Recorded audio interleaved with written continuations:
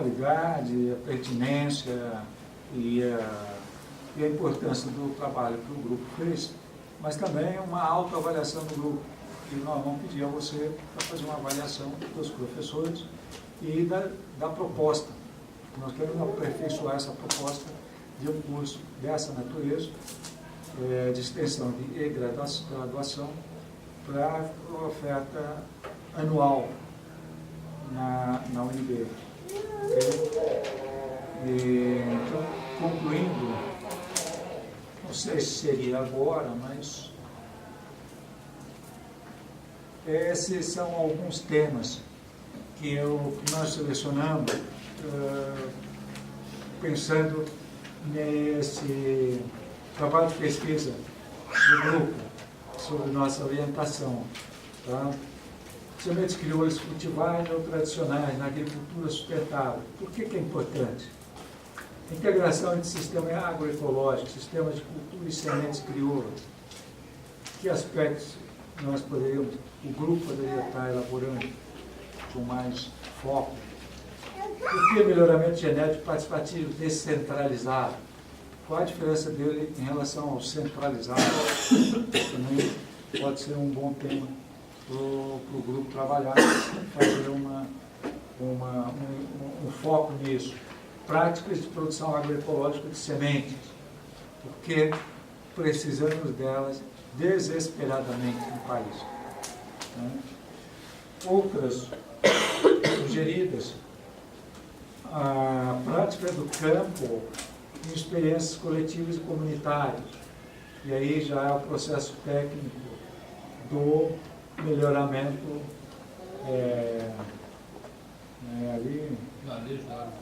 manejo da agrobiodiversidade eu padronizei MAB-PD, melhoramento mais prático, MAB-PD. Pesquisa sobre práticas camponesas e saber fazer na agricultura, experiências, portanto, nós podemos estar aí explorando e aprofundando isso. Como é que as experiências estão sendo importantes para o aprendizado, para a formação de formadores. Melhoramento, as melhores abordagens de produção em escala, com agrobiodiversidade e o melhoramento. Práticas, experiências marcantes, pesquisa, ação participativa, trabalho de campo, envolvendo melhoramento. E o movimento mundial pela alimentação vegana e vegetariana. Por que essas lutas por outro sistema alimentar tem a ver com a nossa batalha também pela agrobiodiversidade. E sobretudo, correlações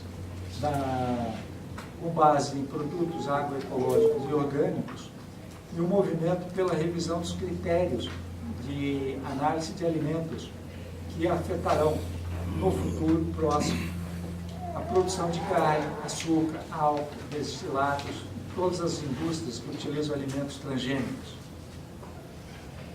Então, acreditamos que, se não fizermos, é bom tentarmos fazer essa ponte também com a discussão dos sistemas agroalimentares. Antônio, com a palavra.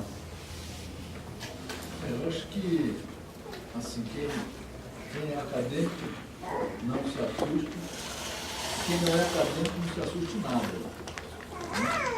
Porque é um processo, esse processo de elaboração de algum documento, né, um método de sistematização do que a proposta que o professor Nélio acaba de apresentar, ela tem essas várias provocações e a gente vai precisar entender um pouco mais dessas provocações, mas o fundamental é a gente ter perguntas. Perguntas que provoquem um grupo de pessoas para discutir essas coisas. E aí parte-se da sensibilidade, da visão de cada um, né, para elaborar essa pergunta ou abraçar essas áreas de propostas de perguntas, e aí a coisa vai num sentido mais natural, né? A gente vai construindo ao longo dessas 15, 16 semanas, não sei quantas que a gente programou, mas enfim, né? Então não tenha né, grandes, vamos dizer assim, principalmente quem não tem uma proposta acadêmica ainda já mais elaborada, né? Enfim, tudo que está sendo posto aqui em termos de avaliação também, né, a gente pode rediscutir. A questão é que a gente precisa, principalmente para os estudantes da UNB, ter critério de avaliação concreto em termos de pontuação, esse tipo de... enfim, a minha expectativa aqui nessa atividade, eu vou falar um pouquinho assim da minha vida, né, até chegar aqui. Eu fui um garoto que vivia entre a cidade e o campo. A família tinha e tem propriedade rural, mas nunca dependeu assim, da sobrevivência da área agrícola. Sempre foi uma atividade importante, mas não pode dar prejuízo, mas também nunca, né, dependemos da nossa sobrevivência muito exclusivamente disso. Ao longo da vida eu fiz o curso de agronomia, fiz o curso de engenharia florestal e sentia que faltava alguma coisa, né? E naquela época, lá em 1976, Altair é bem mais jovem do que isso,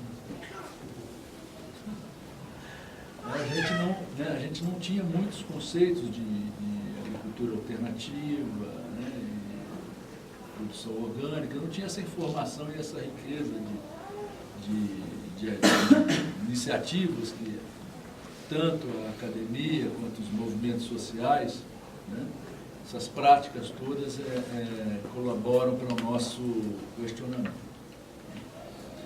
Depois disso, comecei a questionar mais o desenvolvimento rural em termos de sustentabilidade no mestrado e no final, no doutorado, a gente teve uma participação, e aí vem o elo mais forte com o Altair, que toda a formação na área de fitotecnia e produção orgânica, né, se dá no mesmo ambiente da Embrapa Agrobiologia, né, da Universidade Federal Rural do Rio de Janeiro, e trabalhando com os produtores da ABIO, produtores de hortaliças de maneira geral, na região serrana do Rio de Janeiro. E a minha atividade como produtor de uma propriedade média, ela ressente muito e cada vez mais da necessidade de sementes que permitam a gente produzir uma certa escala, com uma certa produtividade e um certo desenvolvimento tecnológico dessas sementes. A gente sabe que nenhuma atividade importante ela vai ganhar escala necessária se a gente não se envolver em propostas de políticas públicas. Ou seja, de ter uma estrutura mínima com recursos necessários para desenvolver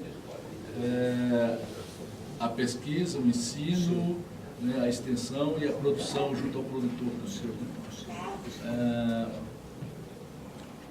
Então, a minha pergunta principal nesse período que a gente vai estar convivendo é como é que a gente faz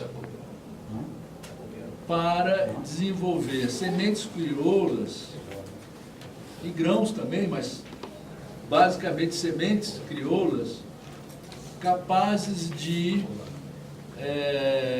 sustentar um programa de produção E aí vou chocar um pouquinho ali a produção vegana e vegetariana, né? De produção animal, peixes, galinhas, né? E outros animais de pequeno e maior porte, né? Que sustente essa produção, que possa sustentar uma produção de grãos, né? Que alimente o produtor de grãos para que ele possa, para que a gente possa sustentar uma produção animal. Esse é o gargalo, né? Como é que a gente faz, quanto é que é preciso, como é que dimensiona isso, qual é a estrutura que é preciso, qual é a estrutura de ensino, qual é a estrutura de pesquisa, qual é a estrutura de extensão, qual é a estrutura de mobilização dos agricultores.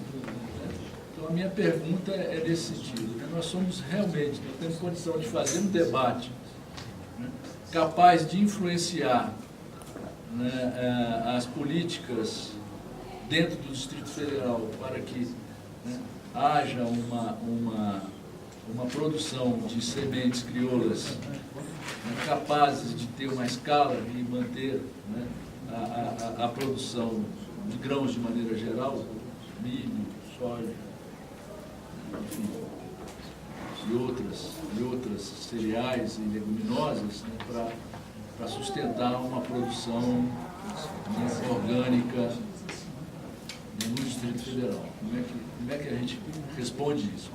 Qual é esse programa de melhoramento? Qual é qual é o desenho desse programa? Qual é a dimensão desse programa?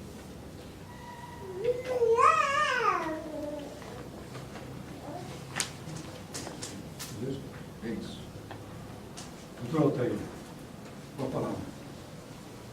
Boa tarde. Pronto. Bom, pessoal, em primeiro lugar agradeço aí o convite, Antônio Nobre, Ricardo Toledo Néder, de sobrenome meu primo, né? Mas só de sobrenome, né, Ricardo? Pelo coração.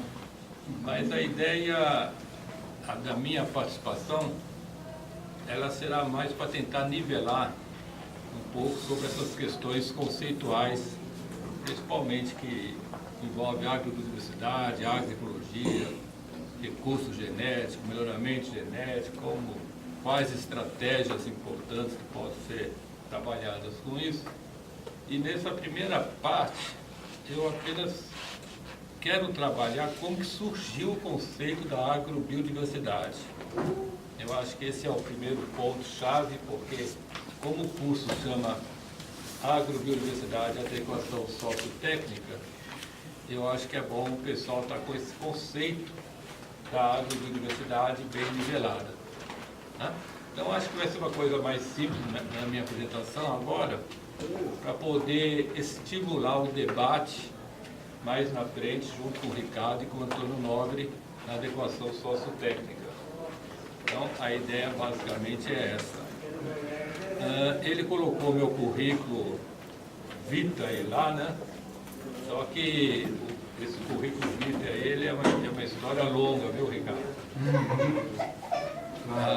Eu me formei na década de 80, né? Foi uma luta muito grande na época na universidade rural, década de 70 e 80, contra a ditadura militar. E, na verdade, nós começamos a trabalhar, o Antônio Nobre, não sei se estava em 76, 77, nessa época, e elaboramos o primeiro centro de agricultura alternativa lá na Baixada Fluminense, na Universidade Federal Rural do Rio de Janeiro, mas era escondido isso. E eu tive minha casa arrombada em função de várias outras coisas que teve lá, de greve, coisas todas, né? E levaram minhas fotografias, né? Minhas fotografias sumiram naquela época. Então não tratava a agroecologia, tratava a agricultura alternativa.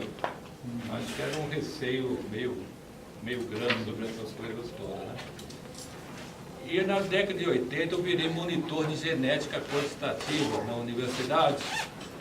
E a minha ideia era entender como que esse pessoal estava fazendo o trabalho com híbridos, como estava começando a Revolução Verde. Eu queria entender geneticamente esse processo foi aí que eu comecei a trabalhar com nitrogênio, eficiência no uso de nitrogênio, que tem uma relação muito grande com tudo que está acontecendo hoje.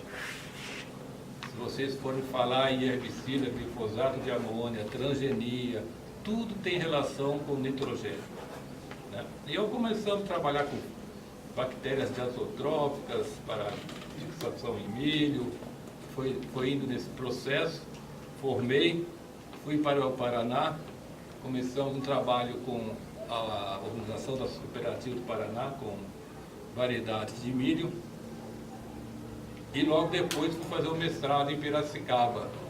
E aí eu tive uma experiência como melhorista genético na Cargill, que é hoje Monsanto. E deu para ver claramente como é feito o trabalho de híbrido dentro de uma empresa. Essa foi uma escola interessante, só que eu já trabalhava com eficiência no uso do nitrogênio, sabe, Ricardo? E nessa época, trabalhando com eficiência no uso do nitrogênio, eu levei esse trabalho para dentro da Cargill, que eles deixaram continuar esse trabalho, e eu avaliava os híbridos da Cargill e as duas variedades que eu estava trabalhando já antes de entrar na Cargill, com muito nitrogênio e com pouco nitrogênio. E depois de 2 anos eu fui apresentar isso no Congresso Brasileiro de Milho e Sorgo, porque essas empresas, elas não deixam vocês apresentarem nada. Mas como isso era um hobby meu dentro da empresa, então eles deixaram mostrar isso, porque isso não tinha relação nenhuma com o trabalho que eles fazem, segredos genéticos e materiais. E foi aí que eu mostrei, né, que com muito nitrogênio, os híbridos da Cargill iam lá em cima, e quando tirava o nitrogênio, as variedades eram melhor que os híbridos, né? Bom, isso foi apresentado numa quinta-feira, na segunda-feira eu fui mandado embora da empresa, né? Foi muito simples o resultado final. Logo depois eu fui para a Embrapa como consultor e depois prestei o concurso e entrei. E aí eu falei, eu já estava trabalhando no assentamento de reforma agrária, que foi o primeiro assentamento que teve no Brasil, que era o Sol da Manhã, na Baixada Fluminense. E lá trabalhando com ele também foi uma luta danada, né? E foi aí que nós começamos a desenvolver uma variedade de milho tolerante à seca e eficiente no uso do nitrogênio. E essa variedade, o que é isso aqui? Você moveu as lâminas. Aqui tem e essa variedade acabou sendo lançada, chamada Sol da Manhã, em homenagem ao assentamento, porque lá tinha um agricultor que chamava Flávio Lourenção, uma figura fantástica, virou um verdadeiro melhorista de planta, trabalhando com a gente naquela época. E isso foi na década de 80, 83, 84. Em 86 saiu uma publicação da Noruega sobre o melhoramento participativo. Aí quando eu vi essa publicação, eu falei, isso que nós estamos fazendo é melhoramento participativo, nós não sabíamos que o conceito era esse. E aí começamos então a desenvolver vários outros trabalhos. Quando chegou a convenção da Universidade Biológica, em 92, nós estivemos participando sobre essa relação do melhoramento participativo, entrando com o conceito da